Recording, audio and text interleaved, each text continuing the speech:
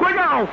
আর একটা পাওয়া যাবি না, আমি কিন্তু এখান থেকে লাভ দেবো। তোর আল্লাহর কসম লাগে, লাভ দিস না, লাভ দিস না। আমি কথা দিতেছি, তোর সাথে স্বামী স্ত্রী হিসাবে একদিন গল্প করবো না। আমার আম্মাজানের সামনে শুধু একবার তুই বউ হয়ে দাঁড়াবি। তুই আর তোর আম্মা যেন আমার জীবনটাকে বিষাক্ত করে তুলেছিস।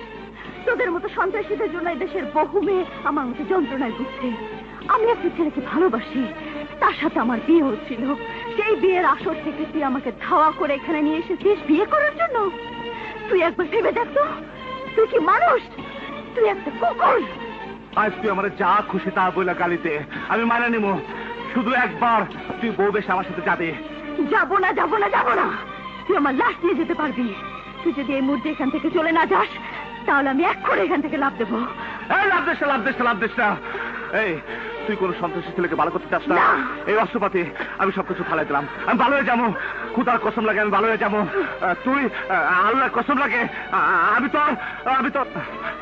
আমি তোর পায়ে ধরে, আমি জীবনে কারো কাছে মাথা নত করি নাই, ছোট হই নাই, তোর কাছে মাথা নত করতেছি। তুই যা করবি আমি তাই করব। আমার আম্মা জান হাসপাতালে, বেশি সময় বাঁচবো না। তুই শুধু তার পাশে গিয়ে দাঁড়াবি। বিশ্বাস করি না, আমার আম্মা জান আমার সাথে 22 বছর ধরে কথা কয় না। আমার আম্মা জান 22 বছর ধরে হাসে না। আমি তো